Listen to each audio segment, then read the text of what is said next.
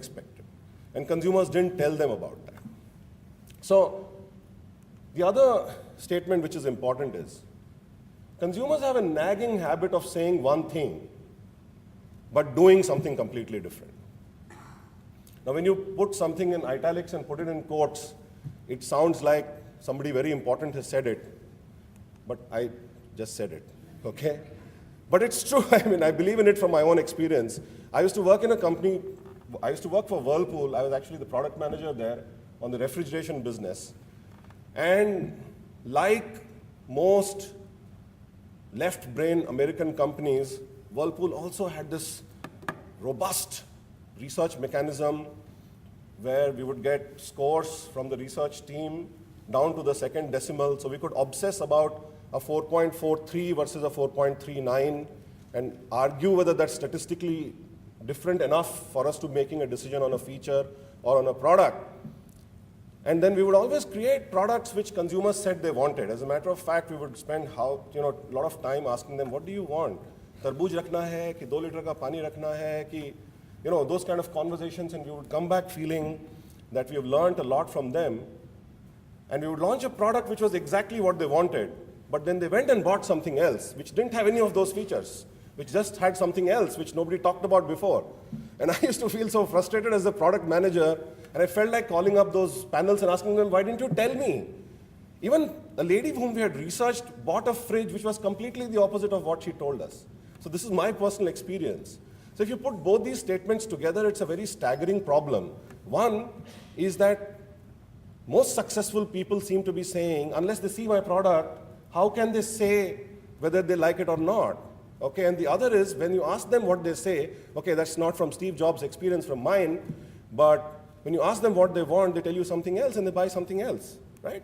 So it's a really big problem. And we discussed it also deeply, me and Steve Jobs, and we had this consensus that, yeah, we must find some sort of, answer to this question, right? And that's the question I pose in front of all of you as well, that if you believe in these two fundamental questions, and if you find that there's an element of truth to it, then a lot of the pedagogy and the teaching that at least I went through, I don't know what's being taught today, sort of help build a theory or a narrative which was exactly the opposite of these two truths that I have come to believe are truths now. So there needs to be a larger discussion, I think, around this, and whenever there's a problem that sounds like exactly opposite of what we've known, I think the solution is also very elegant. And I think B schools that can provide those elegant solutions and that can, break away from this situation, I think will be the ones. I think the professor before was talking about having a vision, and he was talking about having a niche and a sort of difference. I think there is an opportunity in the Indian environment for B schools to take that leadership and have a specificity in their education program that can be very different from what the popular narrative seems to be. I think the biggest issue with most people in the Indian business environment, I'm not just talking about people who have come out of B school, but I think most managers, is even in jobs where they're supposed to create, where they're supposed to produce, and where they're supposed to show thought leadership, is the word called reductionism. And reductionism is not a bad word, but reductionism is about reducing a complex problem into small parts that we can easily understand, right? And it's a very useful way of problem solving, because sometimes problems are so complex that they seem like impossible to even grapple with, so we need to break them down into small parts. The problem is, when we apply reductionism to everything, we miss the big picture. We miss the larger evolution or the larger movement that's happening in culture, and we see something else. So if you think about love, what do people think of love, right? They don't really think, right? They feel it, they know what it is intuitively, they can't put words to it. But there is a sort of shared understanding that most people will have of what the word love means. But if you were to ask a B school student to demystify it, or explain it, they'll probably reduce it to something like that, something that will make each part will seem to make sense, but when the whole comes together, it's almost meaningless. Think of this problem in a business context, right? You'd go to a group of consumers and break them down to small pieces and try to, put meaning to each of them. What's even better, size it. What's even better, understand motivations of each of them. What's even better, understand the unmet needs of each of them. And then say, hey, there's a great opportunity which you can address because nobody seems to be addressing it. Go after that group and do a need scope. The kind of money that TNS charges, I hope this video doesn't reach TNS. The type of money they charge for need scope is huge, and lots of B School research students come and pay that money. But after doing all of that and arriving at this golden opportunity, somebody comes and does something which changes the whole game. That segment doesn't exist anymore. That need scope is not relevant anymore. It just changes in one moment. And we keep getting caught again and again and again and again. And especially Indian managers keep getting caught again and again and again and again. Right? So, I think the theory that great ideas can be born from seeing the world through a new lens, not through a lens of what is, which is what I think most of our education is about, which is what I think whole of the first year education of B School is about, focusing a lot on what the world is and very little, and I'm not saying that's not important, I think that has a role as well, so please take whatever I'm saying in some sort of context. But I think very little focus on what might be. And a lot of focus on what is and very little focus on what might be. Right? So in my opinion, I think this is not going to be enough going forward, and it's already not been enough for the last 20 years, but it'll be more and more stark, especially in consumer business, and more in consumer business. Obsession with the current marketplace without having an imagination of the future. What is the food service business going to look like 10 years from now? What is the chocolate industry going to look like from 10 years from now? And what might drive those shifts? Not having a view on that, not having a theory, however wrong or right it might be, but not having that theory and obsessing with what the current market, I think it's not going to be enough. The question we need to ask is, do we teach that? Do we have a conversation around that or not? If we do, it's great. If we don't, then probably there's an opportunity for us to start doing that. Having a narrow category lens and looking what's inside the box, unmet needs, segmentation, I already talked about that. I think it's not going to be enough at all going forward. And mapping consumption, and this is really, in my industry, in retail, this is a very important thing for most marketing people, is to not study consumers, but to study consumption occasions, right? Because the logic is, and theory is that in a particular occasion of consumption, all people, irrespective of who they are, will behave in a similar fashion, right?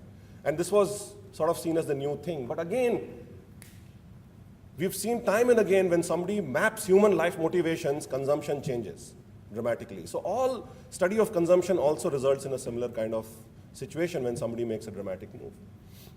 So this is a problem, and we must acknowledge this problem. Okay, and I think there's a need to move from formula to imagination. There is overemphasis, as it is the Indian mind is an engineer's mind. As it is Indian entire, almost everybody who comes to a B School is an engineer, or at least 70% of them are engineers, right? So as it is, they're already taught to think from a very structured, formulaic approach where logic trumps over anything else, right? And especially if you go into an IIT and then you go to a business school where there are 70% people from IIT, then the chances are already that, you are coded to be that kind of a person. So I think that's great as well. Please don't think that I'm saying that that doesn't have value.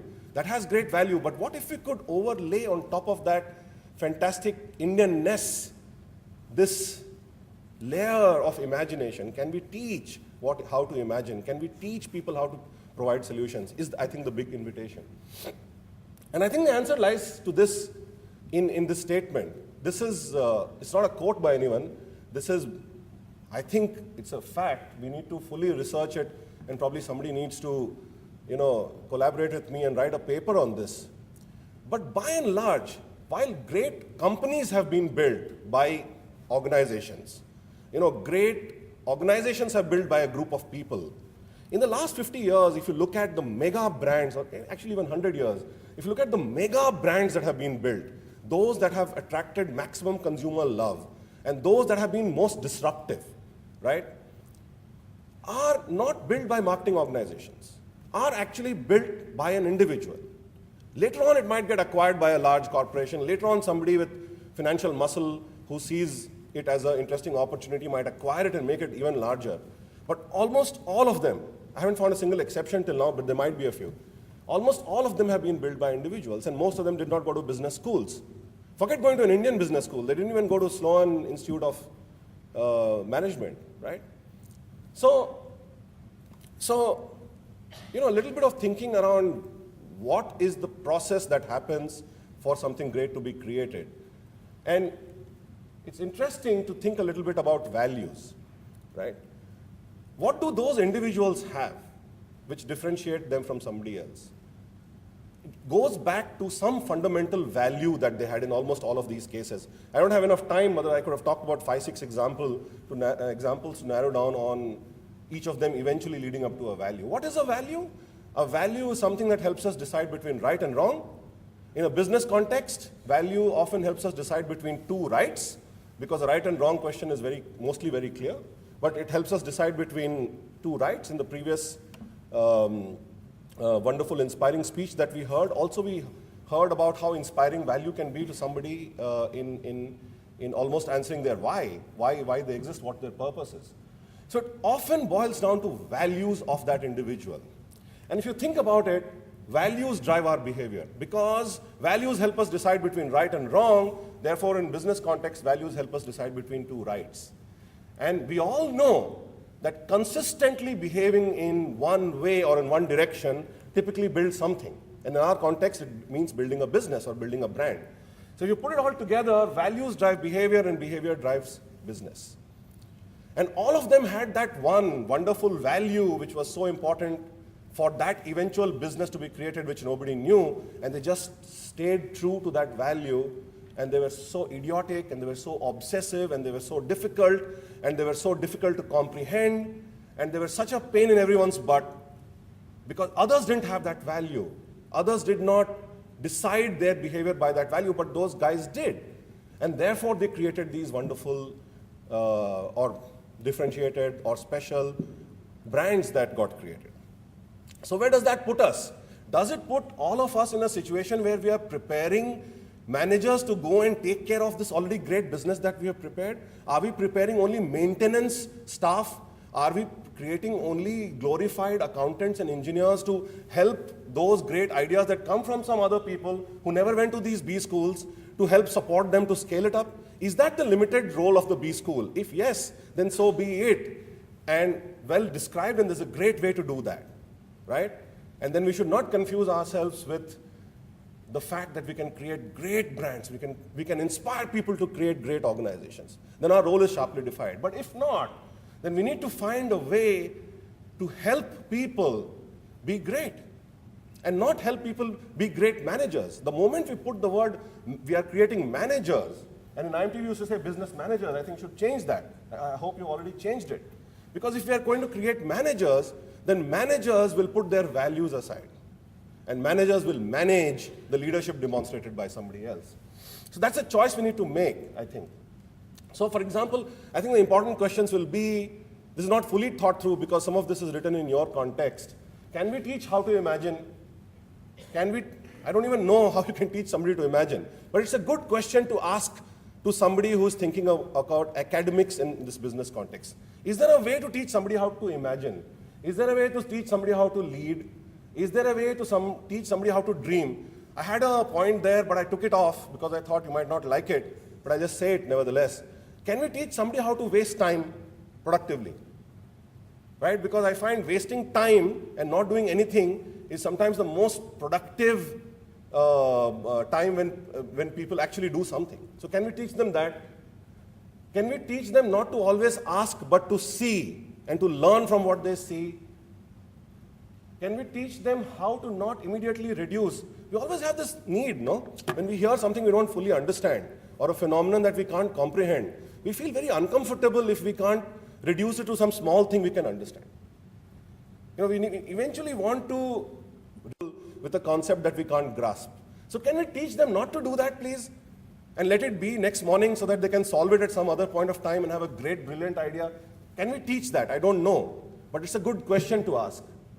So can we celebrate that not knowing and letting it be? Because and reduce this left brain engineering urge to know it all.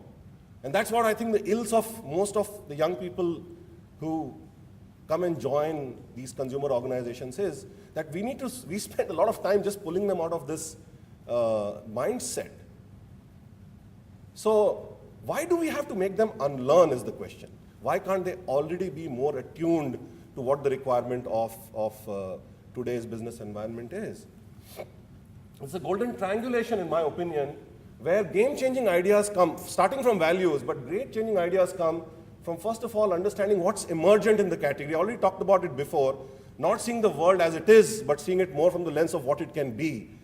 So can we teach them a little bit more about how to find out what's emergent, what tools you need to have, what tools are we teaching kids today in school to help them form a view of what's emergent? Are we teaching that at all?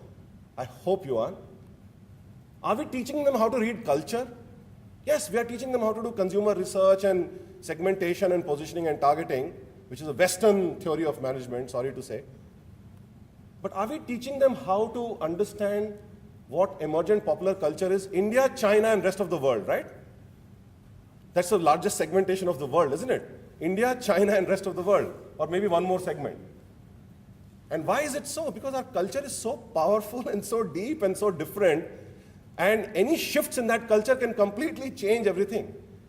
Any shift in our popular culture can completely make irrelevant all positioning strategies that we have. If the popular culture of India is about consumption, as it was between the early 90s and till maybe about 5 years ago, if it was about consumption, then not playing to an identity production through consumption would not have given you a business. And today, if it is about dealing with the repercussions of that consumption, playing the game on consumption is not going to build. So it's such a simple thing at one level, right? But do we have this conversation in the business class is a good question to ask. And of course, values and consumer motivations and what the natural, I think the third part we do a very good job of. So in my opinion, this is just my view, please reject it. But in my opinion, I think without a solid understanding of each of these three sort of pillars, I don't think an idea can be built, and I don't think somebody can propose a solution, right? And everyone must have some view of this, especially those who want to be in consumer business and create products and create solutions which are inspiring and new and game-changing. So I think, in my opinion, if I was to start a B school, I would not have case studies in my B school. Right? I would move away from case studies. And I would definitely move away from Western case studies. I would definitely move away from those case studies, and I would definitely move away from any case study which is more than 10 years old. Because in the last 10 years, the world has completely changed. You don't need 4 Ps now, you need an app. You don't need 4 Ps now, you just need an app to create a disruption, right? So any case study which is more than 10 years old, I would say in my B school, should be torn and thrown away. Between 9 to 7 years old, I would look at it with a deep degree of suspicion, okay? And maybe 1 or 2 years old, but maybe life study. Do we teach empathy? Because without empathy, we can't observe or we can't learn anything, in my opinion. Do we teach leadership skills? In the previous speech, I think we heard some very good tips on leadership skills. Do we teach that? Do we teach people about values and how values lead to eventually business so that they can discover what their inner value is and what their core value is? Do we inspire people to have lived and felt experiences?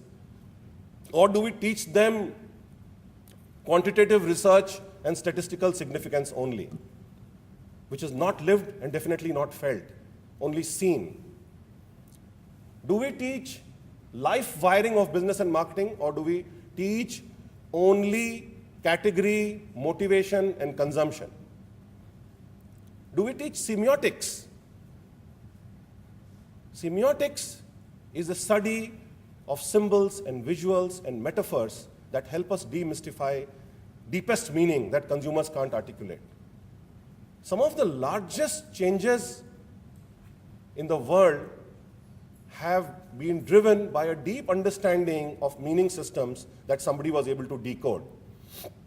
right? Maybe they didn't study semiotics, maybe they just had it. But can we teach semiotics? Can we teach anthropology? Do we teach anthropology in our schools? If we don't, we should, I think.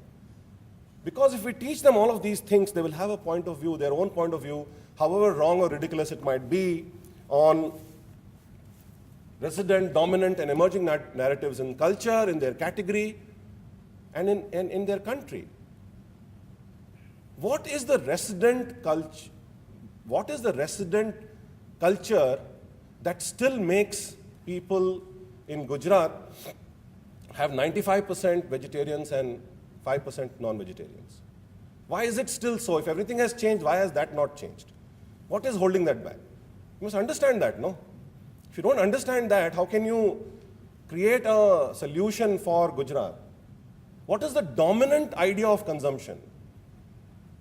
Why is Karan Johar not relevant today, and why is somebody else relevant today? They should have a theory to explain that, no? If they don't have a theory to explain that, how can they build a product that can become mass? They can't, no? They'll only create something which is very small. And what is the emergent narrative? What is going to happen tomorrow? Why suddenly kids who are 18 years old are asking their parents, is it okay to be lesbian?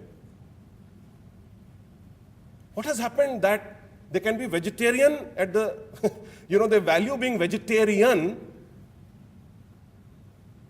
right, which is in some ways very residual, but are okay with asking their father if it's all right to be a lesbian. How can they do both these things at the same time? No, if they're asking a question about lesbianism, they should be smoking and drinking and eating non-veg and pork and beef, no? No, they're not doing that.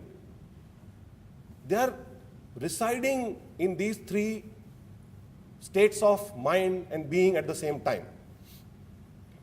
No. So are we teaching them, or are we having this conversation where they can sort of have a point of view and participate in a conversation around that?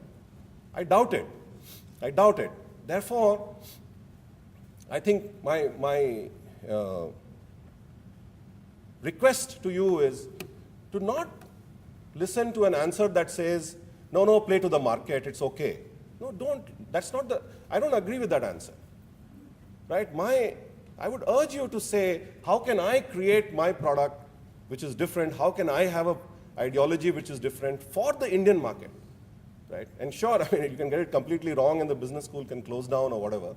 But at least you have a shot at creating a, Sloan School of Management here, and I think we can do the other way around. Switch off the video conferencing, no? We can do it from here. So in summation, I think this administration, I think it's MBA is administration, no? Am I right? It's a wrong word, I think, administration. We should not look at it as we are making people to do administration, a job of administration, right? I think understanding meaning in what drives things as opposed to, knowing what drives things. What is the deepest reason behind something to happen? I think privileging that and encouraging that is the better aim for me, and not about observing behavior and then trying to say, oh, people are behaving like this, so let me do something about it. But displaying the leadership to change behavior. To have a point of view and say, oh, people will do this, yeah. Why will they do it? No, because I feel it, because this gut feel thing, it's not correct. But because we have taught them, because they have a point of view on culture, because they have a point of view of what's emergent in the category, because they have a point of view of what the natural area for the brand is, they will be able to articulate what will change behavior. And the last point is articulation of that leadership position. So if we can teach them how to understand meaning, how to change behavior, and how to be bold and courageous to articulate, then I think we will produce a new kind of MBA from India, and which will be very different from the Western idea of management education, which will be relevant for this country, because I think India is going to show the way on the new type of consumption, because we can't consume endlessly and expect this world to exist.